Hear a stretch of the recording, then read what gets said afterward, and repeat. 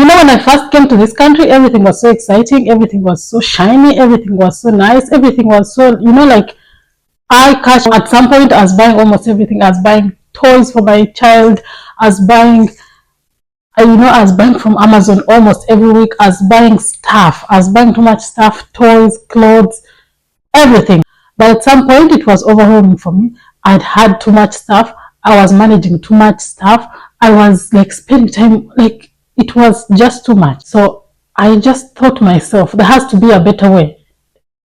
I like reading, so I started reading books. I read Simplest Parenting, and then I read Balanced and Barefoot. Those two books changed everything for me. Aside from those books I read, what I did is I had to find a way to like stop overspending. In this video, I'm going to share with you how I stopped overspending as an immigrant. Number one, I started budgeting. But I love the budget. I love to budget. I love to know where my money is going. I budget every month.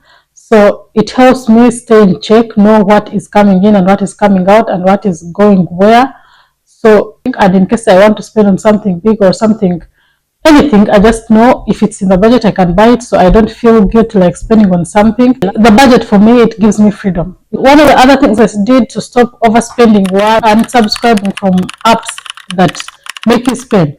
For example, me, it was Amazon. I had to like uninstall Amazon from my phone because I was buying from Amazon almost every week. So I had to uninstall the app, and since it's better because now I no longer shop that much on Amazon. I only shop when I need to. But that time it used to be like weekly. Yeah. So I uninstalled Amazon. For it, maybe another app that makes you spend or another website, So look into those areas where you spend much of your money. If you don't know where you spend most of your money, you can go through like your bank statement for the last 3 months and see where the money is going. And when you see where it's going, it's easier for you to know whether you still want it to go there or you can stop it and put your money to something else. Number 3, meal planning. I started meal planning. Meal planning helps you avoid those random trips to the restaurant. Those days when you're lazy, those days when you're lazy, you don't want to cook, those days when you're just too tired. Let's be honest, sometimes you're just too tired, you don't want to do anything after a busy day. So one of the ways I stopped overspending on restaurants is I started meal planning. So at the beginning of the week, I know I have planned everything that I'm going to eat during the week. So I cook it. If it doesn't need to be cooked, it needs to be prepped in some other way, I prep it. If I need to chop it, if I need to wash it and put in containers, I do all that so that during the week I'm not beating about the bush. I know that I want to eat this and it's there, it's available, so that I do not go to the app or I do not go to DoorDash or whatever, So that one helps me keep restaurant money in my pocket. Next, some other thing I found that it helps if you want to stop overspending is to use cash, especially on purchases that you overspend on, like on categories that you overspend. For example, if you overspend on food, you can decide to have your food cash money, like the money you intend to spend on food, in cash, so that you don't use the card. Sometimes when you use the card, you don't really care, you just swipe, but when you're having cash, it goes as you're seeing it. So that thing of you're seeing the money going, like physically seeing the money, it can help you like think twice before you spend on something. So if you struggle in a particular category to spend, or like you spend too much money on that one, you could start using cash for that category item in your budget. When you have cash, it's hard for you to impulse buy because your money is limited. So you only go and buy only what you need, and then you're out of there. Using cash helps people who like to impulse buy. If you're one of those people who will see something and you're like, oh, I want this, oh, it's cute. I think you need to, like, if you're that person who doesn't like control your impulse purchases, it is good for you because the money is limited, so you have to use it sparingly. So it works for you if you know you are an impulse buyer. The other way I stepped over spending is online shopping. I buy online and do curbside pickup. So I don't particularly go to a store. I just buy the stuff I need online, and then I like go pick the stuff like on the like outside the store. So that one helps me because I do not enter the store to just go there and now start looking at stuff. No, I only order what I want from the app and then I go pick it up without entering the store.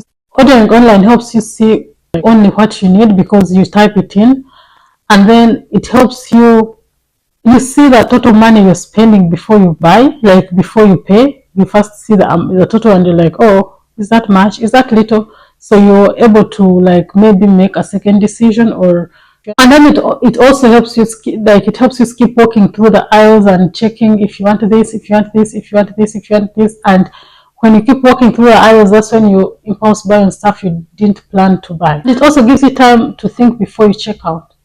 Number 6, ask yourself some of these questions. Number 1, do I really need this? Like, if your answer is yes, ask yourself another question. If no one saw this purchase, or if I didn't have to post it on social media, would I still buy it? You know, these days people buy stuff to post on social media. So if you didn't have to post that item, would you still buy it? And be true to yourself when you're answering those questions. Because you find that in most cases, most people don't buy because they want the stuff. They buy because they have seen the stuff somewhere, because they think it's cool for their gram. No.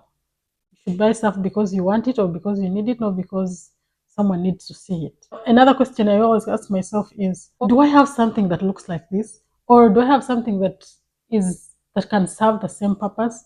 Or can I do it myself? Like, can I do this stuff myself? Do I have time for it? Then I also ask myself, can I get it somewhere else for cheaper? Can I get it secondhand? Or can I even borrow it from a friend or a family member? You know? So if you ask yourself all those questions and you see there's a way to get around it, you could leave it and do one of those things. Like, you can borrow it, you can get it secondhand, or you can do it yourself, or, you know, be creative. And last but not least, number 7, having an accountability partner. Some habits stick better when you're accountable. Share your overspending struggles with your friend or a partner so that they can keep you accountable. Have a friend to help you stay motivated, to help you when you're going off track, to encourage you when you're doing well, and to like bring you back when you're about to go off track. Accountability partner helps you like talk about your temptations or even celebrate your victories. If you've really made it and you're not spending anymore, you're not spending anyhow anymore, an accountability partner can help you like celebrate your wins and, you know, be happy for you. If you are struggling with overspending, you're not alone. Just tell yourself, I can do it. And slowly by slowly, if you start to apply some or all of these ways, you are going to be better. Watch this next video to see frugal ways to save more money. Thank you guys for watching, and see you in my next video.